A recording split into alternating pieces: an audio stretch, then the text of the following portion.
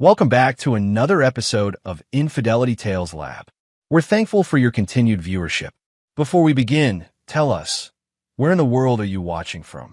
We love knowing our global reach. Now, let's dive into today's story. Chapter 1, Left Behind. The email arrived at 10:42 p.m., just as Noah Dalton was finishing his quarterly report. His daughter Zoe's birthday was tomorrow, and he'd already wrapped her gift, a vintage camera she'd been eyeing for months. Noah smiled, imagining her face when she opened it. As chief security officer for Meridian Technologies, Noah had spent the past decade building security systems that protected everything from corporate secrets to government facilities.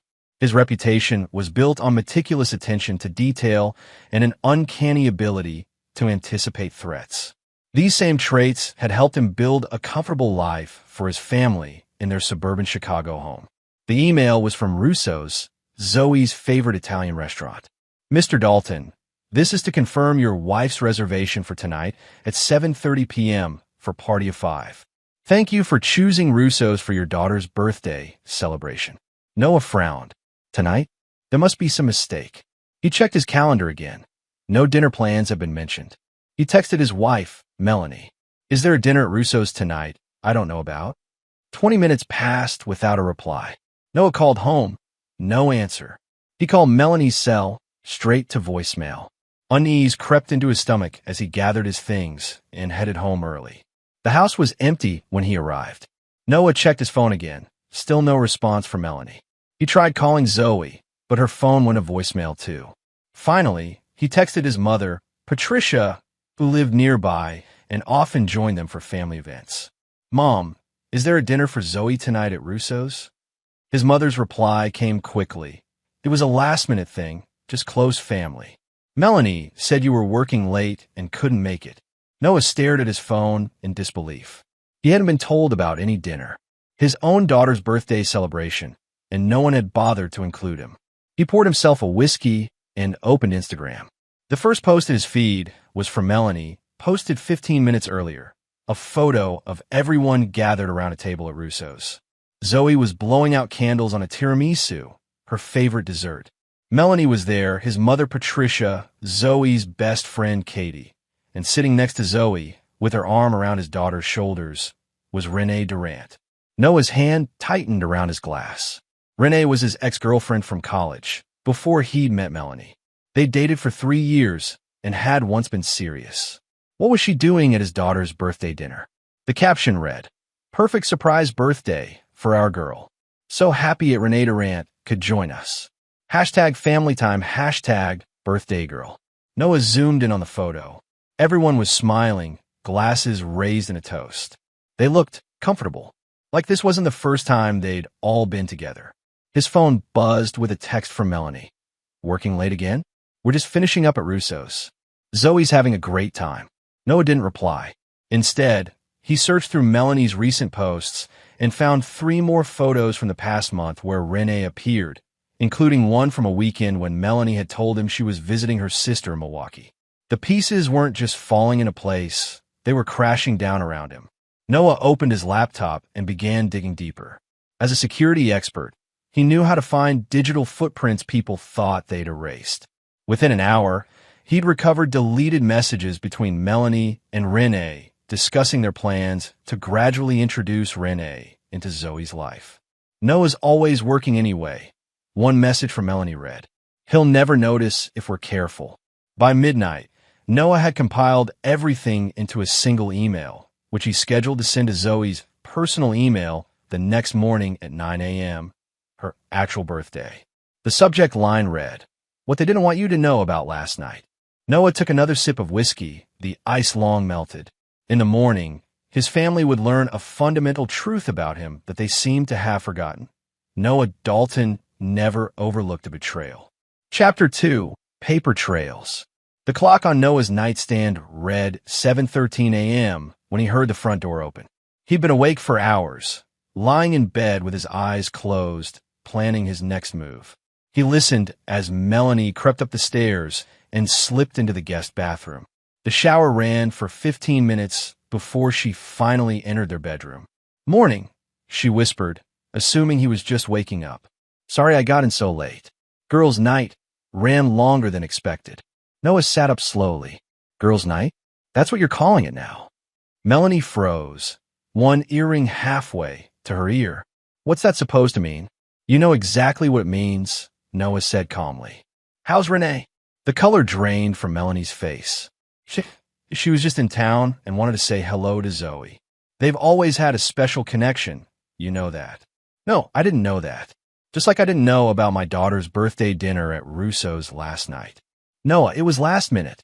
Mom suggested it, and you were working late. Stop lying, Noah said, his voice deadly quiet. I know everything, Melanie. The girls' trips to Milwaukee. The secret meetings. The plans you've been making with Renee. Melanie sank onto the edge of the bed. It's not what you think. It never is it? Noah stood and pulled on his robe. I'm taking Zoe to breakfast for her birthday. You can stay here and figure out what you're going to tell her when she checks her email. What did you do? Melanie's voice trembled. Noah checked his watch. In about 90 minutes, our daughter is going to learn that her mother has been lying to both of us. That her special birthday dinner last night wasn't last minute at all.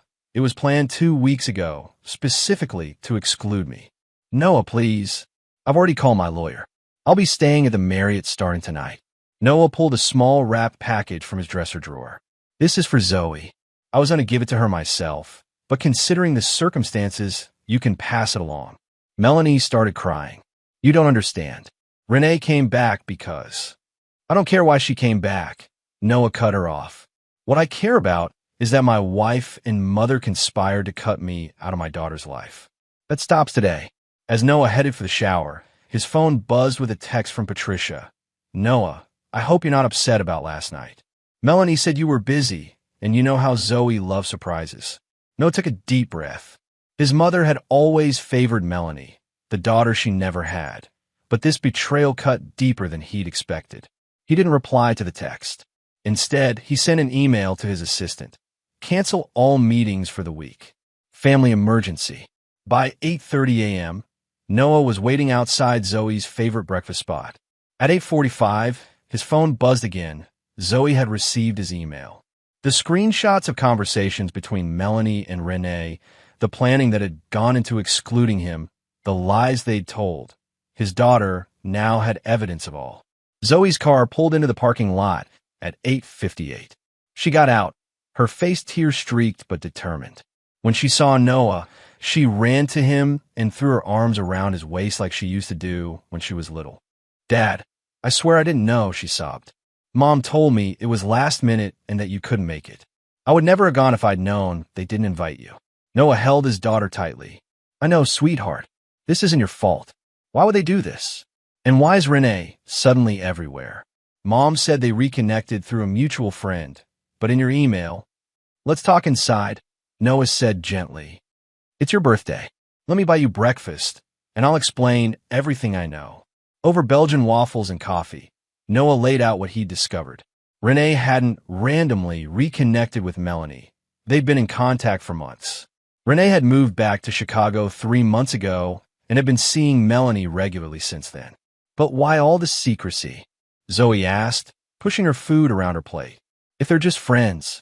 I don't think they're just friends, Zoe.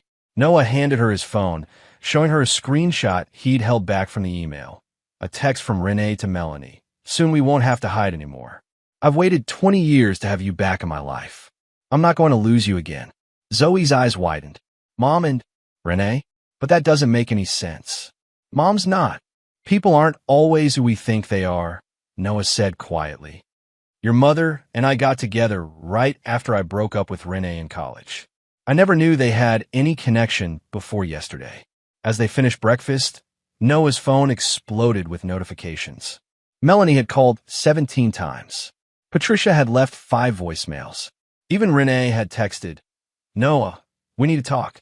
This isn't what you think. Noah silenced his phone and focused on his daughter.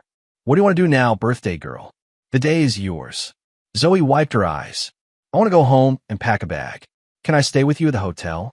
I can't face Mom right now. Of course, Noah said, squeezing her hand. We'll figure this out together. What Noah didn't tell Zoe was that he'd already begun laying the groundwork for what came next. The betrayal wasn't just personal. It was systematic, calculated, and cruel. And Noah Dalton wasn't a man who forgave betrayal. Not ever. Chapter 3. Deeper Deceptions. The Marriott suite felt impersonal, but Noah had made it as comfortable as possible for Zoe. 3 days had passed since her birthday, and the truth was still unfolding in painful layers. Melanie had finally stopped calling and had resorted to emails, long, desperate attempts to explain. Noah had read each one carefully, saving them to a folder labeled evidence. The story she told was complicated. She and Renee had been together in high school, before Noah had ever met either of them. When Renee left for college across the country, they'd broken up. Melanie had met Noah 2 years later, never mentioning her past with Renee. According to Melanie, running into Renee again after 20 years had awakened old feelings, but she claimed she hadn't acted on them. They were just reconnecting as friends. The birthday dinner exclusion was Renee's idea, a chance to surprise Zoe with her presence without the awkwardness of Noah being there. Absolute bullshit, Noah muttered as he closed the latest email. His own investigation told a different story. Noah's background in security meant he had contacts in digital forensics. A former colleague had helped him recover deleted messages from Melanie's cloud backup, messages that painted a far more damning picture. Melanie and Renee hadn't run into each other by chance. Renee had tracked Melanie down deliberately, and their relationship had become physical almost immediately. Even worse, Noah discovered that his mother had known about their past all along. Patricia had never approved of Noah dating Renee in college, calling her too ambitious and not family-oriented enough. When Noah had brought Melanie home a year later, Patricia had welcomed her with open arms, never mentioning that she'd already known Melanie as her daughter's high school girlfriend. A knock at the door interrupted Noah's thoughts. Zoe entered with 2 cups of coffee from the lobby cafe. "Dad, we need to talk," she said, handing him a cup. "Mom's been texting me nonstop. She wants to meet, just her and me." Noah took a sip of coffee. "What do you want to do?" "I think I should hear her out," Zoe said, sitting on the edge of the bed. "But I don't trust her anymore." "That's a terrible thing to say about your own mother, isn't it?" "Trust is earned," Noah replied. "And once broken, it's nearly impossible to restore. Whatever you decide, I'll support you." Zoe nodded, tears welling in her eyes. "There's something else. I found old photos on Grandma's Facebook page from before I was born. There's one of Mom at her high school graduation, and Renee is standing right next to her. They look close, really close. Mom's been lying about when they met." "I know," Noah said gently. "I found those too. Were you going to tell me?" "When the time was right. You've had enough shocks for 1 week." Zoe wiped her eyes. "I feel like my whole life has been a lie. Was Mom ever even happy with you? With us?" Noah pulled his daughter into a hug. "I believe she was Zoe. But people change, or maybe they don't change enough. Your mother and I had good years together. You're proof of that." What Noah didn't say was that he'd uncovered something far more disturbing in his investigation. A draft email in Melanie's account to a lawyer outlining her desire to file for divorce and seek full custody of Zoe when she turned 16, which would have been 2 years ago.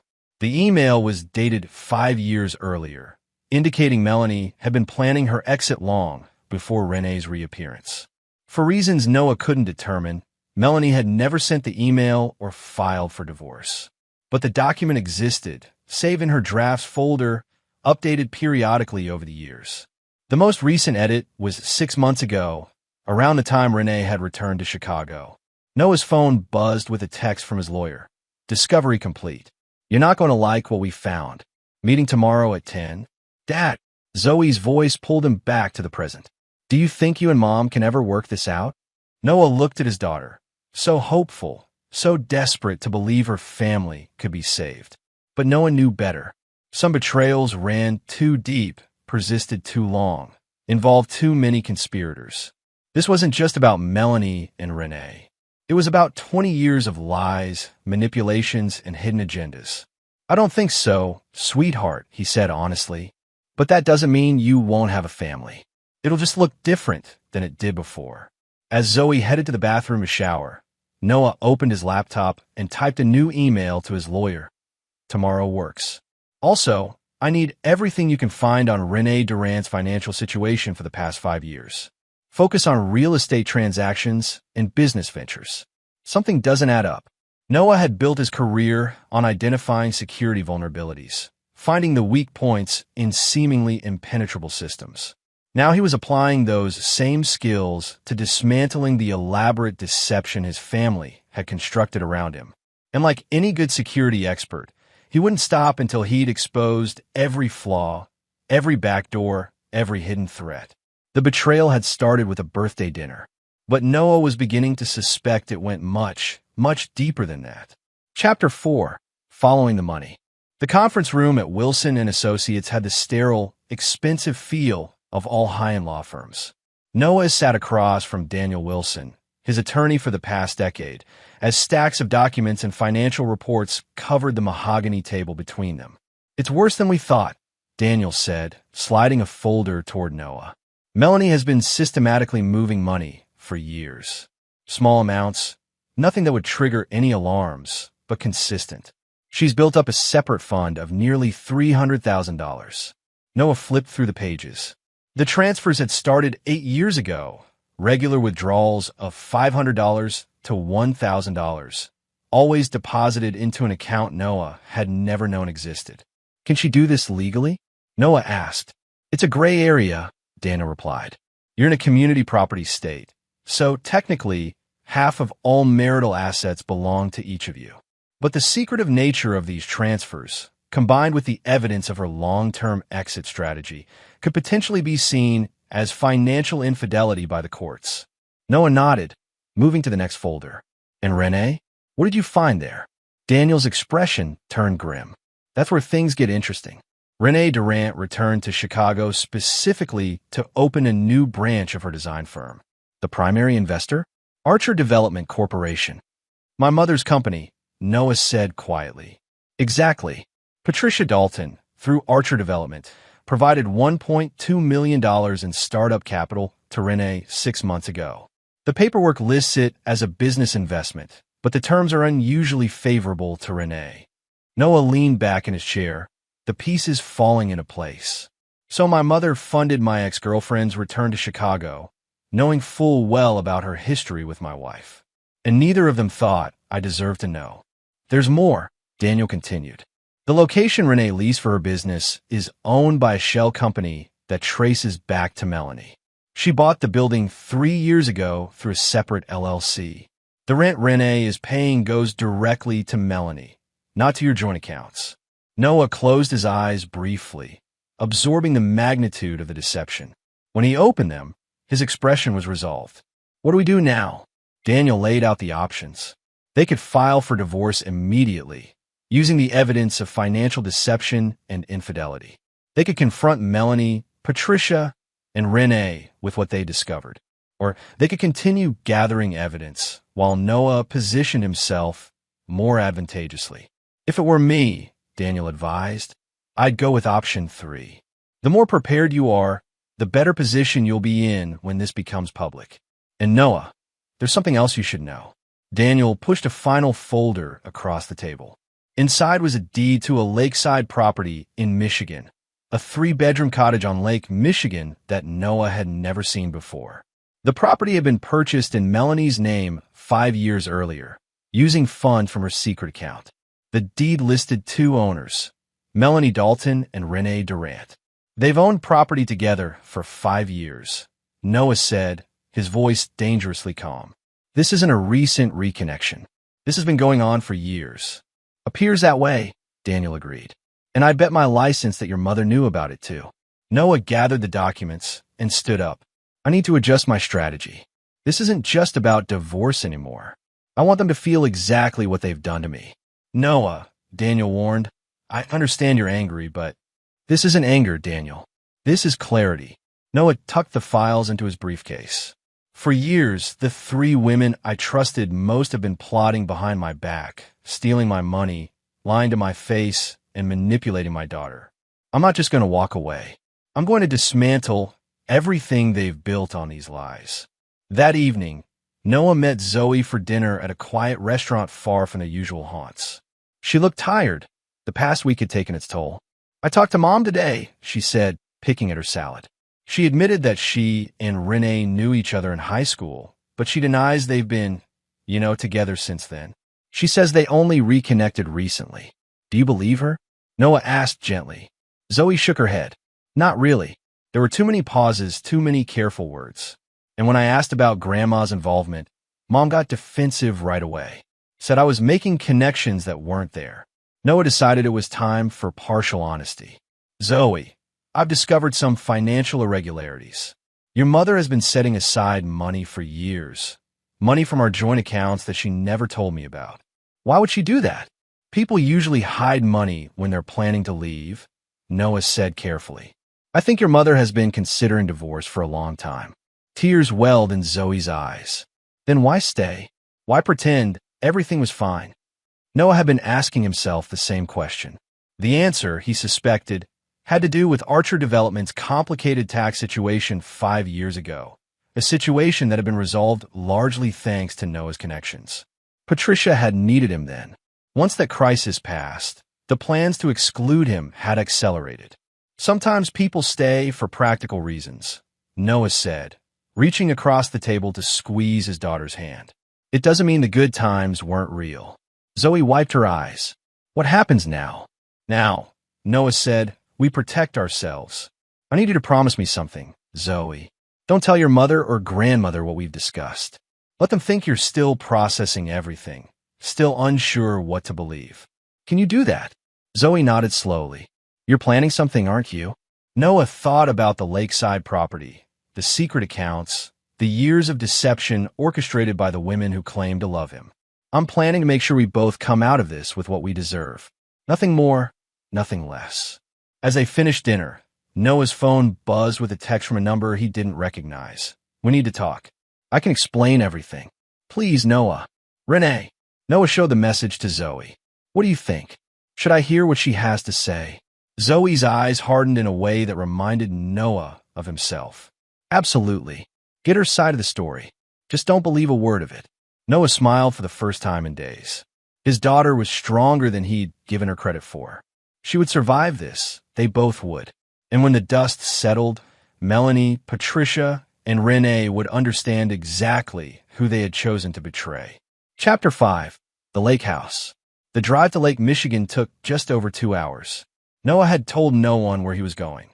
Not Zoe, not his lawyer, certainly not Melanie or his mother. The only person who knew his destination was Renee herself, who had texted him the address after he'd agreed to meet. The Lake House. Saturday, 2 p.m. Come alone. I'll be there by myself. Noah had no intention of coming alone. In the passenger seat sat Calvin Russo, a private investigator he'd worked with on corporate cases and a friend he trusted implicitly. In the back seat was a small duffel containing recording equipment, cameras, and a laptop. Run through the plan again, Noah said as they neared the lake. Calvin nodded. I'll set up the equipment while you keep her talking. Michigan is a one-party consent state, so the recordings will be admissible if needed. Focus on getting her to confirm the timeline. When they reconnected, when your mother got involved, when the romantic relationship with Melanie resumed. Don't make accusations. Just let her talk. The lake house appeared around a bend in the road. A modern A-frame with large windows overlooking the water. It was more impressive than Noah had expected, easily worth over $1 million in today's market. His jaw tightened at the thought of how long this property had existed without his knowledge. That's a hell of a secret to keep, Calvin murmured. You sure you're ready for this? Noah parked down the road, out of sight from the house. I've been ready since I saw that birthday dinner photo. Wait 15 minutes, then come in through the back like we discussed. As Noah approached the front door, he took a deep breath and centered himself. The key to getting information was to appear vulnerable, maybe even slightly desperate. Renee had always responded to vulnerability. It was what had drawn her to him in college, before she'd decided his ambition outweighed his sensitivity. The door opened before he could knock. Renee stood there, unchanged in the essentials despite the 20 years since he'd last seen her. Her dark hair was shorter now, styled in an elegant bob that framed her face. She wore simple jeans and a sweater, but Noah recognized the cashmere blend, expensive like everything else about her new life. Noah, she said softly. Thank you for coming. He followed her inside, taking in the tasteful decor, minimal but luxurious. Through the large windows, Lake Michigan stretched out like a private ocean. Beautiful place, he said. You've done well for yourself. Renee gestured toward the sofa. Please sit. Can I get you anything? Water? Coffee? Something stronger. Just answers, Noah replied, remaining standing. Starting with how long you and Melanie have owned this place together. Renee's composure slipped for just a moment. She told you about the house. No one told me anything. I found out on my own, like I've had to do with everything else in my marriage, apparently. Renee sank onto the sofa. It's not what you think, Noah. Yes, Melanie and I have history, but stop. Noah interrupted, finally sitting across from her. I'm not here for more lies. I know you and Melanie were together in high school. I know my mother knew about your relationship back then. What I don't know is when you all decided I was the expendable one in this equation. Renee looked genuinely pained. That's not how it happened. Please, let me explain from the beginning. For the next 40 minutes, Noah listened as Renee unfolded a story 2 decades in the making. She and Melanie had been high school sweethearts, deeply in love, but afraid to be public in their conservative community. When Renee left for college in California, the distance and pressure from Melanie's family, particularly her religious father, had ended things. I moved on, Renee said. Had other relationships, built my career. When I met you in college, I had no idea you were from the same town as Melanie. Her last name was different then. She was Melanie Webb before her first marriage. First marriage? Noah interrupted. What are you talking about? Melanie was never married before me. Renee's eyes widened slightly. She never told you? She was married briefly at 19 to a local boy her father approved of. It lasted less than a year. Noah absorbed this new deception, adding it to the growing list. Continue. According to Renee, she'd recognized Melanie's name when Noah first mentioned his new girlfriend, but had convinced herself it was a coincidence. It wasn't until Noah brought Melanie to a department party that Renee confirmed it was the same person. We agreed not to tell you about our past, Renee admitted. It seemed unnecessary, ancient history, and you were so happy, so in love with her. So you just happened to date me after dating my future wife, and neither of you thought that was worth mentioning. Noah's voice was ice. It was wrong, Renee acknowledged. But at the time, it seemed like the kindest choice. The story continued. Renee and Noah broke up for reasons unrelated to Melanie. Noah and Melanie got married. Renee moved to New York, then London, building her design firm. Years passed without contact. 5 years ago, I returned to the States for my father's funeral, Renee explained. Melanie was there. We talked for hours after the service. She told me she wasn't happy, that she felt trapped. We exchanged numbers, started talking again as friends. In the lake house, Noah prompted. Renee hesitated. That was a complicated decision. Melanie had inherited money from her grandmother. She wanted to invest it somewhere you couldn't touch it. I was looking for property in Michigan for weekend retreats for my team. It made sense to go in together. As business partners, Noah said flatly. At first, yes, but over time, our feelings resurfaced.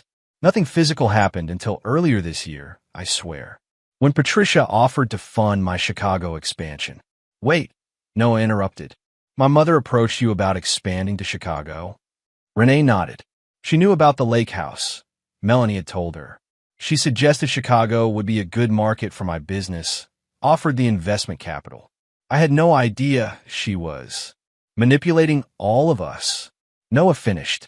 The back door opened quietly, and Calvin slipped inside, giving Noah a subtle thumbs up to indicate the recording equipment was in place. Who's that? Renee stood up, alarmed. A friend, Noah said calmly.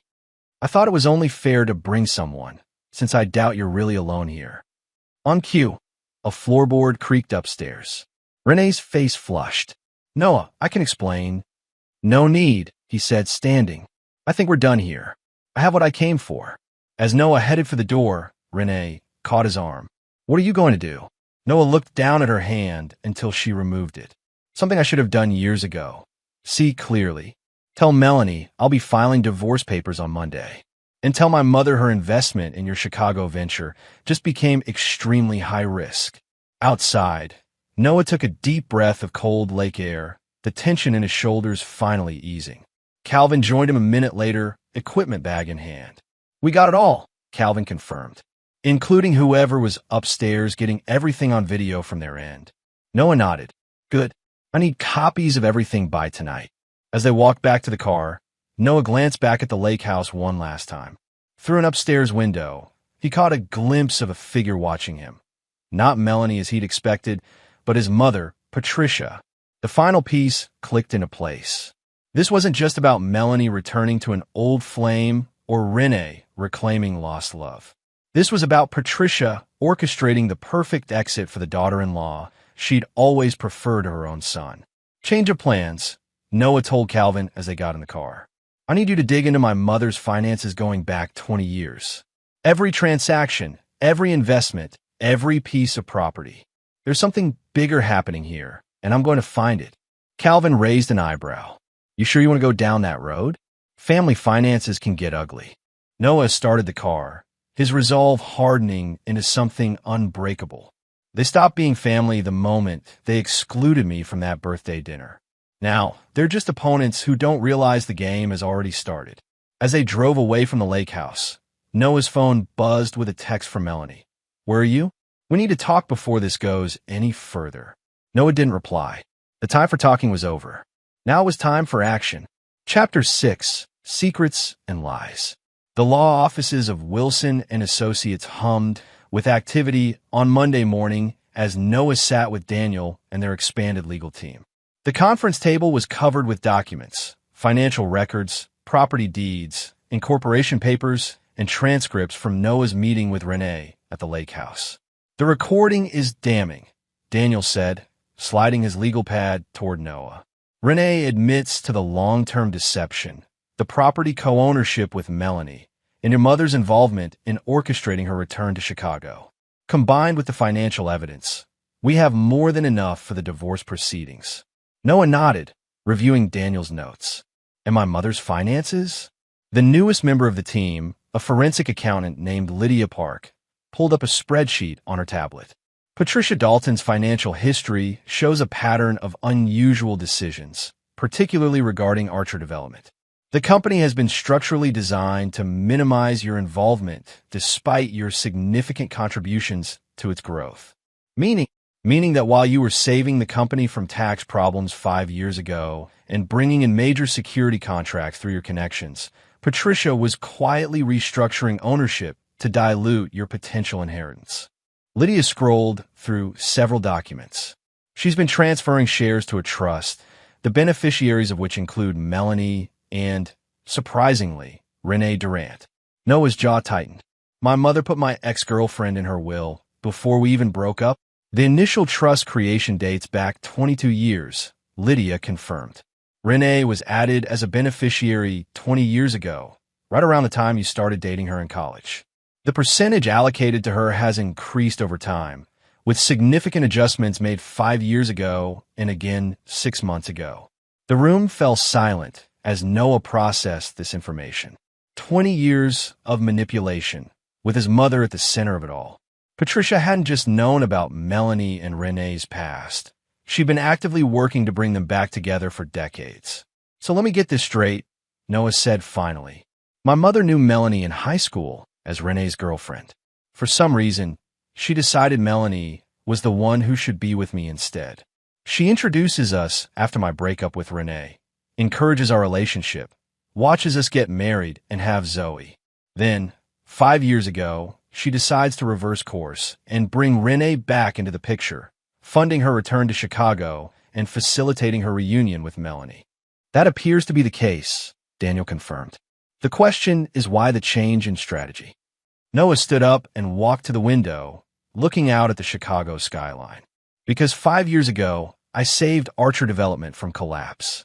My mother needed my security expertise and connections to keep her company afloat during that IRS investigation. Once that crisis passed, I became expendable again. That's cold, even for family business, Lydia commented. Patricia Dalton has always played the long game, Noah said, turning back to the room. What I still don't understand is why Melanie would go along with it. She had to know this would explode eventually. Daniel cleared his throat. About that, the investigator found something else you should see. He pulled up an email on his laptop and turned it toward Noah. This was sent from Patricia to Melanie 3 months ago, right around when Renee moved to Chicago. The email was brief but devastating. Everything is in place. Noah will never find out about Zoe unless we tell him. The final test results confirmed what we suspected. Once Renee is established here, we can move forward with our original plan.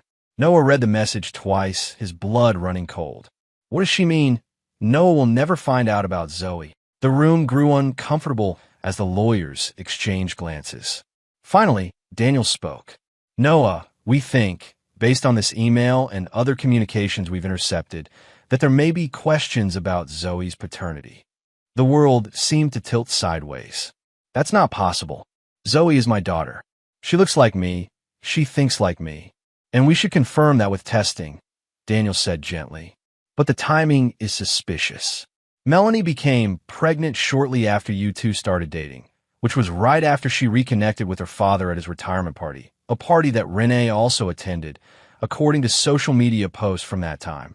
Noah sank back into his chair, his mind racing. Could Zoe not be his biological daughter? Was that the secret Patricia had been holding over Melanie all these years? The leverage that had kept her in a marriage she'd been planning to leave? I need to know, Noah said firmly. Arrange the testing immediately. But this doesn't change anything about my relationship with Zoe. She's my daughter, regardless of biology. Daniel nodded. Of course. In the meantime, how do you want to proceed with the divorce and the other issues? Noah's expression hardened. We move forward as planned. File the divorce papers today. Include everything we've discovered about the financial deception, the property ownership, all of it. But keep the paternity question private for now. Zoe has been through enough. As the meeting concluded, Noah's phone lit up with a text from Zoe. Grandma wants me to come stay with her for a few days. Says she can explain everything. Should I go? Noah considered his options. Letting Zoe go to Patricia's would be risky. His mother was a master manipulator. But it might also be an opportunity to learn what story they were planning to tell. Your choice, sweetheart, he texted back. Whatever you decide. Remember what we discussed about keeping our conversations private. Zoe's reply came quickly. I'll go. Maybe I can find out what they're hiding. Love you, Dad. Noah smiled despite everything. His daughter was sharp, resilient, and fiercely loyal, all qualities he'd helped nurture in her. Whether she was biologically his or not, they were connected in ways that mattered more than DNA. As Noah left the law office, his phone rang with a call from Melanie. After a week of avoiding her, he decided it was time to hear what she had to say. Noah, Melanie's voice was strained. Please tell me you haven't filed yet. We need to talk first. There's nothing left to talk about, Noah replied calmly. I know about the lake house. I know about your history with Renee. I know my mother has been pulling strings for decades. What I don't know is why you went along with it. Melanie was silent for a moment. It's complicated, Noah. More complicated than you can imagine. Patricia has leverage over both me and Renee. What kind of leverage justifies 20 years of lies? The kind that could destroy lives? Melanie whispered. Including Zoe's. Please, meet me tonight. Let me explain in person. Noah thought about the paternity question hanging over his head. Fine. The Meridian Hotel Bar, 8 p.m. Public place, no scenes. Thank you, Melanie said, relief evident in her voice. I'll be there. As Noah hung up, he wondered what version of the truth Melanie would offer tonight. Would she confess to the paternity deception? Reveal what hold Patricia had over her and Renee? Whatever she said, Noah knew one thing for certain. The women who had conspired against him were finally starting to realize they had underestimated him badly. The game they'd been playing for years was reaching its endgame. And Noah Dalton never lost when the stakes were this high. Chapter 7. The Truth Revealed. The Meridian Hotel Bar offered the perfect blend of privacy and public scrutiny.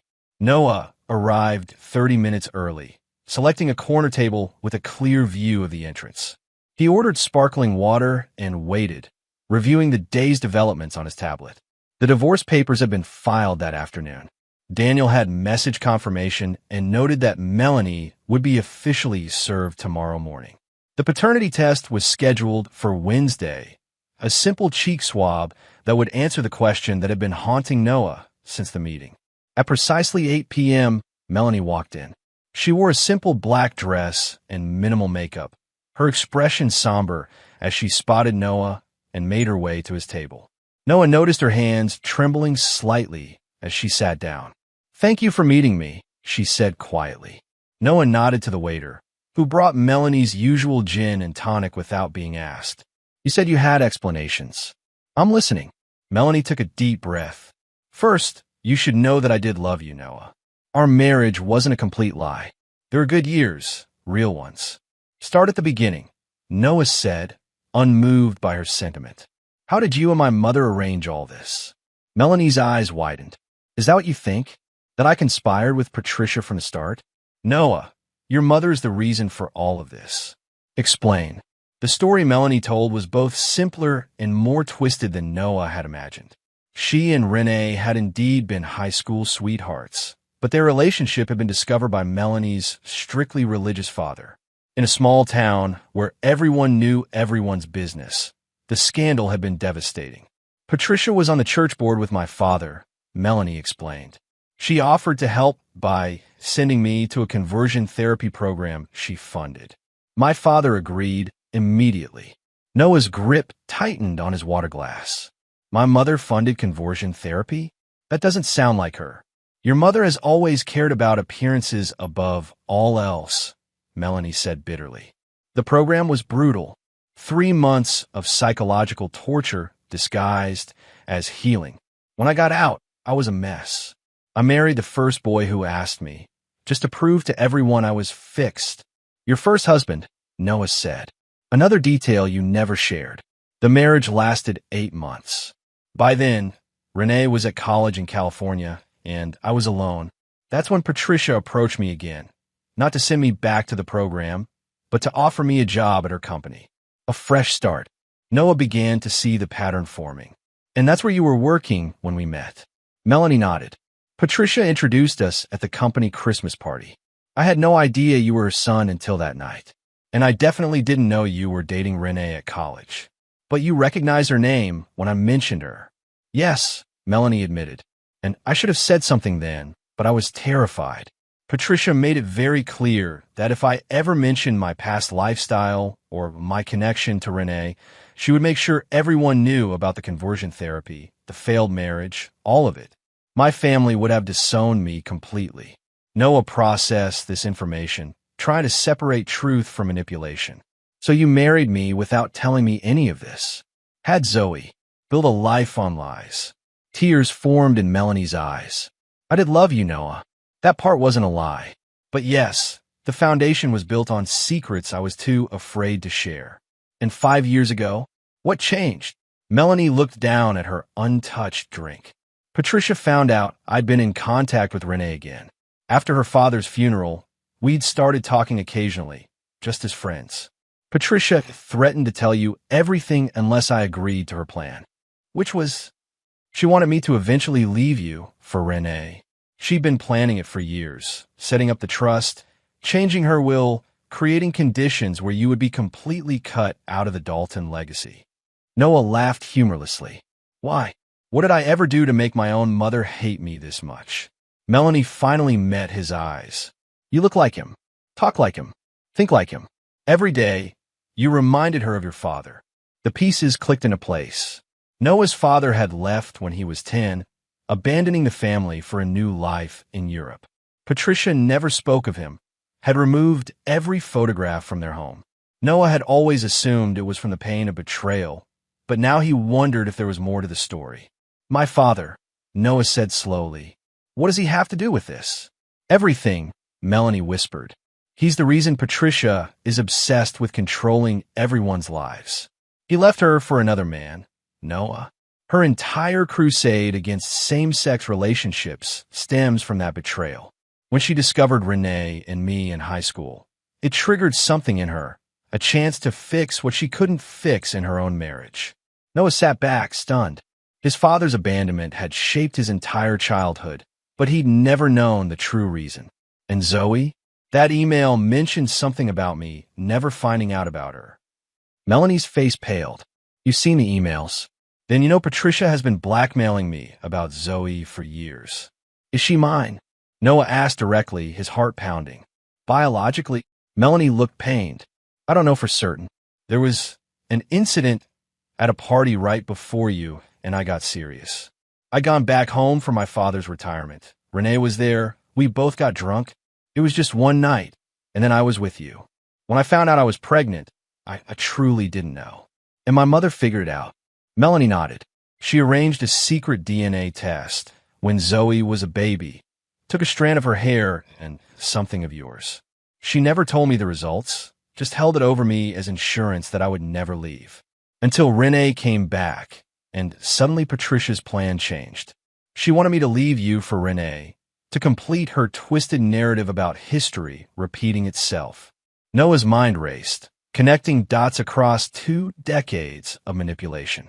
The birthday dinner, excluding me, was a test, seeing if you and Renee could maintain the deception, if Zoe would accept Renee in her life. Yes, Melanie admitted. It was Patricia's idea. I never wanted to hurt you, Noah. I've been trapped in your mother's web for 20 years, too afraid to break free. As Melanie's story unfolded, Noah found himself torn between skepticism and a reluctant belief. The pattern of manipulation matched what he knew of his mother, the need for control, the obsession with appearances, the long-term planning. But Melanie was hardly an innocent victim.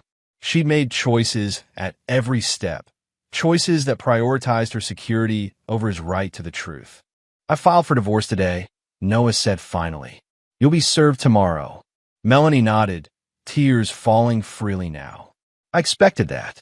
I won't contest it, Noah. You deserve better than what I've given you. And Zoe, she should be with you, Melanie said.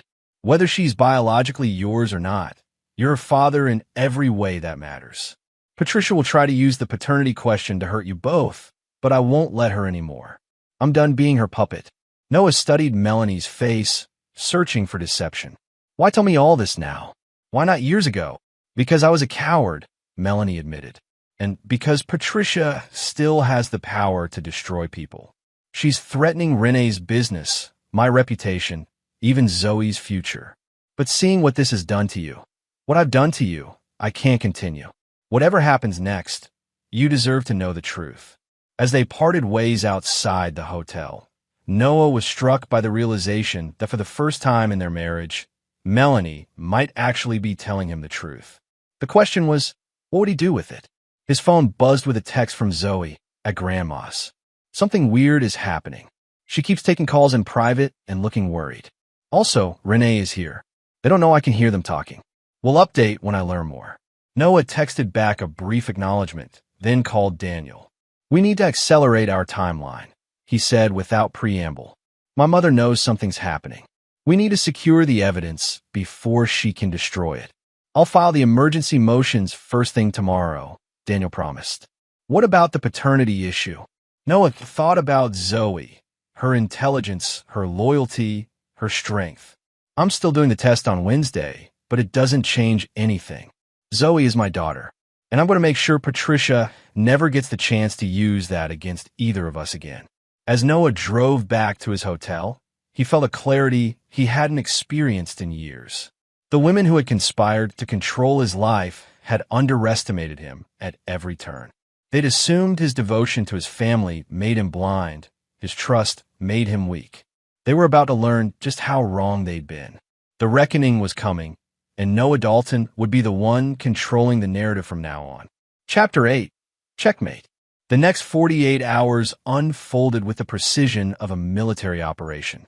Noah had spent his career identifying vulnerabilities in systems, and now he was exploiting every weakness in the elaborate deception his mother had constructed. By Tuesday afternoon, the emergency court orders had been granted. Financial accounts were frozen, including Patricia's personal accounts and the questionable trust she'd established. Melanie had been served with divorce papers, which she'd accepted without protest. Most critically, Noah had secured a temporary restraining order preventing Patricia from making any changes to Archer Development's structure or assets. She's panicking, Calvin reported, showing Noah surveillance photos of Patricia entering and exiting her attorney's office twice in one day. Our sources say she's trying to liquidate assets, but the freeze caught her by surprise. She can't touch anything significant without court approval now. Noah nodded, reviewing the latest updates on his tablet. And Renee, clearing out of her Chicago office, told her staff she's dealing with a family emergency and may be relocating the business. Looks like she's preparing to cut and run. Not before we get what we need from her, Noah said, sending a quick text to Daniel to accelerate their deposition request. Wednesday morning brought the paternity test, a simple, clinical procedure that took less than 5 minutes. Noah had explained everything to Zoe the night before, assuring her that regardless of the results, nothing would change between them. "You're my dad," she'd said firmly. "A DNA test can't change 20 years of you being there for me." Noah had hugged her tighter than usual, amazed at her resilience. "The results won't be back for a few days. Until then, keep playing along with your grandmother. The more she thinks she's in control, the better position we'll be in." By Wednesday afternoon, Noah's plan had advanced to its next phase. Using the evidence gathered from the lake house recording and financial investigations, Daniel had secured a meeting with Patricia's attorneys, ostensibly to discuss settlement terms for the divorce. Noah insisted on attending, knowing his presence would throw his mother off balance. The meeting was set for 3 p.m. at Patricia's lawyer's offices, an old-school firm that had represented Archer Development for decades. When Noah walked in, flanked by Daniel and 2 forensic accountants, the atmosphere shifted immediately. Patricia sat at the head of the conference table, her posture rigid, her face a mask of cold fury. Her 3 attorneys looked nervous, papers spread before them in disarray. "Noah," Patricia said coldly, "I didn't expect you to attend. These matters are usually handled by counsel." "I wouldn't miss it, Mother," Noah replied, taking a seat directly across from her. "After all, we're discussing the dismantling of a 20-year conspiracy. I thought the architect should be present." Patricia's eyes narrowed. "I don't know what Melanie has told you, but let's not waste time with denials," Noah interrupted. "We have the emails, the financial records, the recordings from the lake house. We know everything. The conversion therapy program you funded, the blackmail, the paternity questions, all of it." The color drained from Patricia's face. "Whatever you think you know." Daniel placed a thick folder on the table. "Mrs. Dalton, we've filed motions to investigate Archer Development for fraud, misappropriation of funds, and tax evasion. The preliminary hearing is scheduled for Monday. Given the evidence we've compiled, the court will likely appoint a receiver to take control of the company, pending the outcome." Patricia's lead attorney leaned toward her, whispering urgently. She waved him away. "This is absurd. You can't possibly have grounds for such accusations." "Actually, we do," Noah said calmly. 5 years ago, when I helped you solve the IRS problems, I documented everything, including the questionable accounting practices you insisted on maintaining. I kept copies of everything, expecting I might need them someday. Turns out I was right." Patricia's composure cracked slightly. "You would destroy your family's company out of spite?" "Family," Noah laughed. "You spent 20 years trying to erase me from the Dalton legacy. You manipulated my wife, lied about my daughter, and funded the return of my ex-girlfriend to ensure I would be humiliated and excluded. You don't get to claim family loyalty now." For the next hour, Daniel methodically outlined their terms. Patricia would resign as CEO of Archer Development, transferring control to a board-approved successor. She would dissolve the trust benefiting Melanie and Renee, and acknowledge Noah as the rightful heir to the Dalton estate. Most importantly, she would sign a legally binding statement confirming that any paternity questions regarding Zoe had been definitively answered. Noah was her father, biologically and legally. "And if I refuse?" Patricia asked, her voice dangerously quiet. Noah leaned forward. "Then on Monday, I'll provide evidence to federal prosecutors showing how you misappropriated company funds to finance your personal vendetta, including the conversion therapy program you secretly funded." By Monday evening, Your name will be associated with financial fraud and psychological torture of LGBTQ plus youth. Your carefully constructed reputation will be in tatters. Patricia stared at her son, searching for weakness. Finding none, she turned to her attorneys. Give us the room. I need to speak with Noah alone. When everyone had filed out, Patricia's mask finally dropped. You have no idea what you're doing. The things I've protected you from. What? Noah challenged. The truth about Dad? That he left you for a man? I've known for years, Mother. I hired investigators a decade ago to find him. Patricia froze. You found William? In Barcelona, living a quiet life with his partner of 30 years. He told me everything. How you threatened to destroy him if he ever contacted me. How you used your family's money to strip him of parental rights. Noah's voice remained steady. He wanted to be part of my life. You made that impossible. He abandoned us, Patricia hissed. He escaped you, Noah corrected. Just like I'm doing now. Just like Melanie tried to do. Just like anyone with sense would do when they realize what you really are. Patricia's hands trembled slightly as she reached for her water glass. You think Melanie is some innocent victim in all this? She made her choices, Noah. She could have told you the truth at any point. You're right. And she'll face consequences for those choices in the divorce. But you're the architect of this whole twisted plan. You saw a chance to control someone else's life the way you couldn't control Dad's, and you took it. For a moment, Patricia looked her age, the carefully maintained facade cracking to reveal the bitterness beneath. You have no idea what it was like. The humiliation, the whispers. I protected our family name. No, Noah said quietly. You protected your pride. And you used me, Melanie, and even Zoe as pawns in your private war against reality. Patricia's eyes hardened. Zoe, you still think she's yours, don't you? Even after everything you've discovered? Noah smiled coldly. That's your last card, isn't it? The DNA test results you've been holding over Melanie all these years? I had Zoe tested yesterday. We'll have results in a few days. But here's what you never understood, Mother. It doesn't matter. Zoe is my daughter. I raised her, loved her, shaped her into the amazing person she is. Biology is irrelevant. You sound just like your father, Patricia said, the words dripping with disdain. Thank you, Noah replied sincerely. That's the first compliment you've given me in years. He stood and walked to the door, pausing with his hand on the knob. You have until 9 a.m. tomorrow to sign the agreement. After that, we proceed with the fraud investigation. Your choice. As Noah walked out, he felt 20 years of tension release from his shoulders. Whatever Patricia decided, he had already won the most important battle. He was free of her manipulation at last. His phone buzzed with a text from Zoe. Grandma just called the house in a panic. What did you do? Noah smiled as he replied. Just had an honest conversation with her for the first time in decades. How do you feel about visiting Barcelona this summer? There's someone I'd like you to meet. Chapter 9. The Forward Path. The paternity test results arrived on Friday morning. A simple email with an attachment that would confirm or rewrite Noah's understanding of his family. He sat alone in his hotel suite, finger hovering over the download button, suddenly uncertain if he wanted to know. His phone rang, Zoe calling. He answered immediately. Dad, did you get the results? Just now, Noah admitted.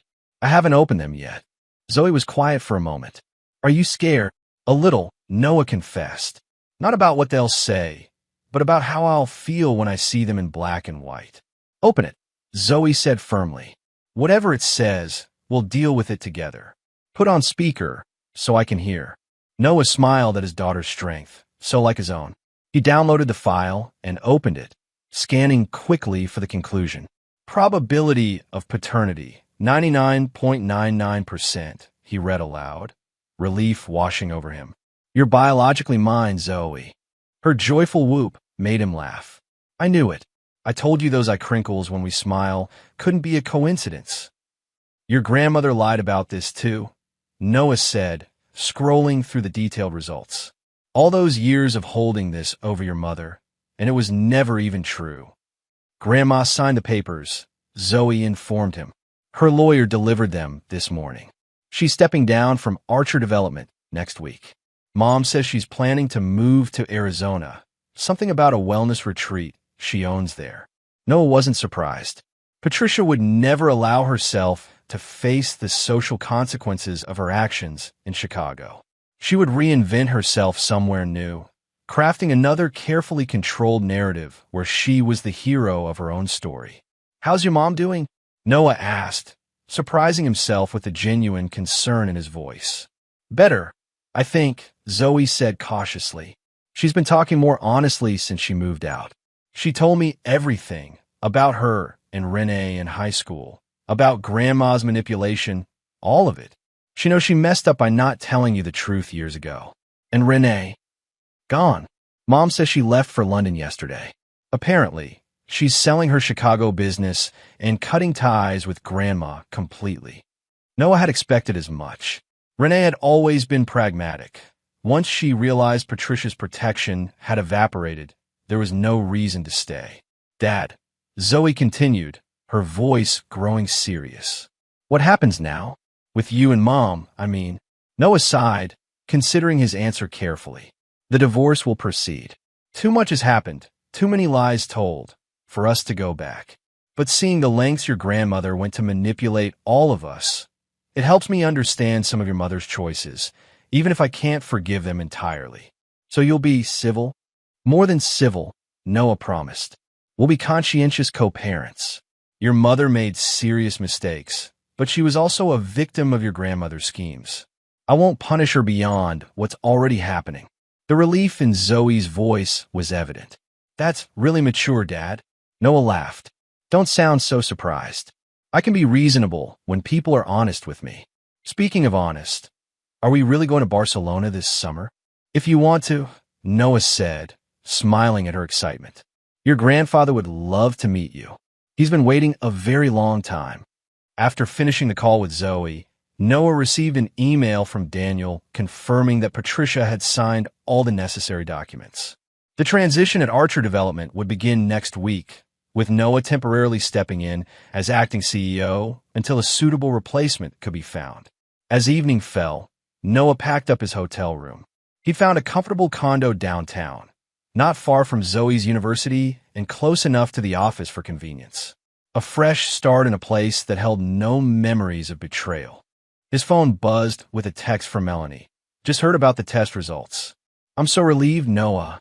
I know you won't believe me, but I truly didn't know." Patricia's manipulation went deeper than either of us realized. Noah considered not responding, but something compelled him to write back. "I believe you. That doesn't change what happened, but it helps explain it. Take care of yourself, Melanie." As he finished packing, Noah reflected on the past 2 weeks, how quickly his entire life had unraveled and then restructured itself around the truth. The birthday dinner that had excluded him had been meant as the beginning of his humiliation. Instead, it had become the catalyst for his liberation. His phone rang one last time, an international number he recognized immediately. "Noah," his father's voice came through, warm and slightly accented after decades in Spain. "I've just heard from your lawyer. Is it really over? Has she finally let go?" "It's over, Dad," Noah confirmed, feeling a weight lift from his chest as he said the words. "Patricia is out of Archer Development, out of my life, and soon out of Chicago entirely. And Zoe, my granddaughter." Noah smiled at the wonder in his father's voice. "She's excited to meet you. She has your eyes, according to the photos you sent, and definitely your stubbornness." William Dalton laughed, a sound Noah had gone too many years without hearing. "The Dalton legacy I'm actually proud to pass down. Noah, I can't tell you what this means to me. After 30 years of Patricia's walls between us." "I know, Dad," Noah said quietly. "I understand better than ever what she was capable of. But that's finished now. We make our own path forward." After they hung up, Noah stood at the hotel window, looking out at the Chicago skyline. In the reflection, he could see himself clearly, no longer the man who had been betrayed and excluded, but someone stronger, someone who had faced deception and emerged victorious. The birthday dinner that was meant to begin his removal from his daughter's life had instead catalyzed the dismantling of 20 years of manipulation. His mother, his wife, and Renee had all underestimated him. Assuming his trust made him blind, his love made him weak. They had forgotten a fundamental truth about Noah Dalton. He never overlooked betrayal, and he never left a threat unaddressed. The dinner invitation they had forgotten to extend had ultimately invited their own downfall. Noah picked up his bags and took one last look around the hotel room. Tomorrow would bring new challenges, rebuilding Archer development, strengthening his relationship with Zoe, reconnecting with his father.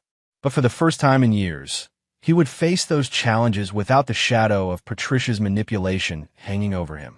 Some might have called his response to the birthday dinner exclusion an overreaction. Noah knew better.